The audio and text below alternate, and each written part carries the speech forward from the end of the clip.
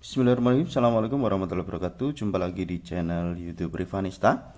Masih di sudut edukasi, belajar mudah dan menyenangkan. Bagaimana kabar adik-adik sekalian? Semoga kita semua dalam keadaan sehat ya, karena dengan kondisi yang sehat kita bisa melakukan berbagai kegiatan yang kita inginkan. Dan dengan kondisi yang sehat pula pastinya kita bisa belajar bersama untuk membahas soal-soal dari buku ISPS atau Erlangga Street Point Series untuk SD atau MI kelas 4 pelajaran pendidikan Pancasila.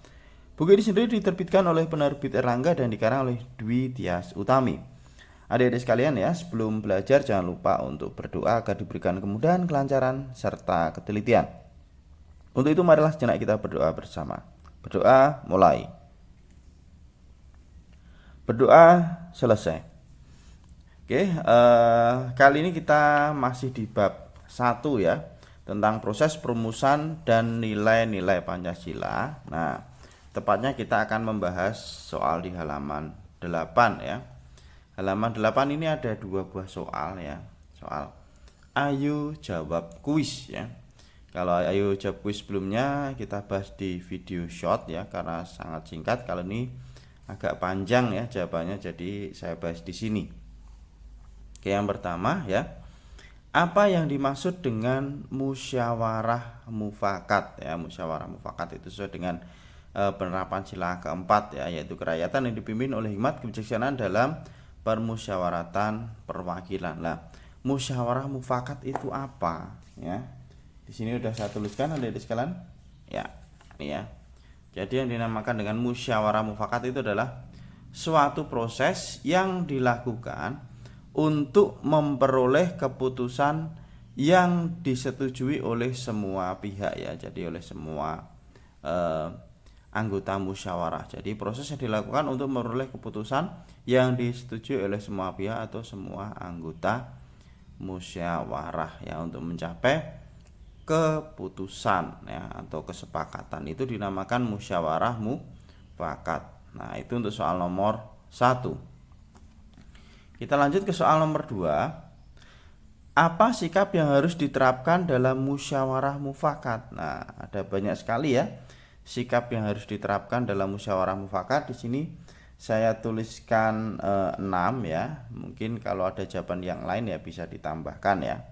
Ini adik-adik sekalian ya. Jadi yang pertama, menghargai pendapat orang lain ya. Jadi kita harus menghargai, misalnya ada anggota lain sedang menyampaikan pendapat ya, misalnya dengan tidak memotong pembicaraannya, dengan cara mendengarkan, itu adalah salah satu sikap menghargai pendapat orang lain.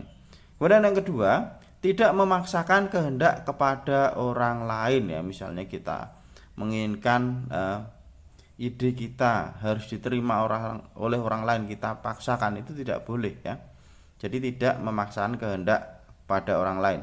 Kemudian yang ketiga, mentaati peraturan musyawarah ya. Jadi di dalam musyawarah tentunya ada peraturan, misalnya pada saat menyampaikan pendapat harus satu-satu atau gimana. Kalau sudah diizinkan untuk berbicara, baru berbicara lah, itu adalah merupakan salah satu aturannya ya. Jadi kita harus mentaati peraturan dalam musyawarah.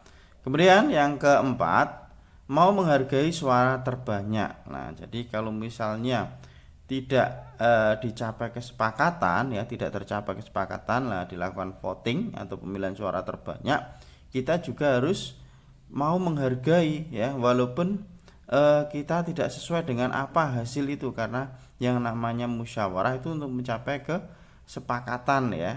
Jadi mau tidak mau kita harus menghargai suara terbanyak tersebut. Nah, kita harus legowo, harus ikhlas ya. Kemudian yang kelima, mampu mengendalikan diri. Nah, ini ya, kita harus bisa mengendalikan diri pada saat melaksanakan musyawarah mufakat. Dan yang keenam adalah menerima dan melaksanakan hasil keputusan musyawarah. Nah, ini ya, kita harus menerima dan melaksanakan hasil keputusan, karena tentunya di dalam musyawarah itu kita akan menyelesaikan suatu permasalahan secara bersama-sama. Nah, tentunya pasti kita mencari hasil yang terbaik dan dapat diterima oleh semuanya, walaupun mungkin ada 1-2 orang yang keinginannya tidak terlaksana, tetapi harus mau legowo tadi ya, menerima dan melaksanakan hasil keputusan musyawarah karena udah direncanakan secara bersama-sama. Itu adik-adik sekalian ya, ada 6. Mungkin kalau ada yang lain bisa ditambahkan ya, tapi ini cukup menurut saya 6 ya. Itu mungkin salah satunya harus berbicara dengan sopan, itu juga bisa ditambahkan ya.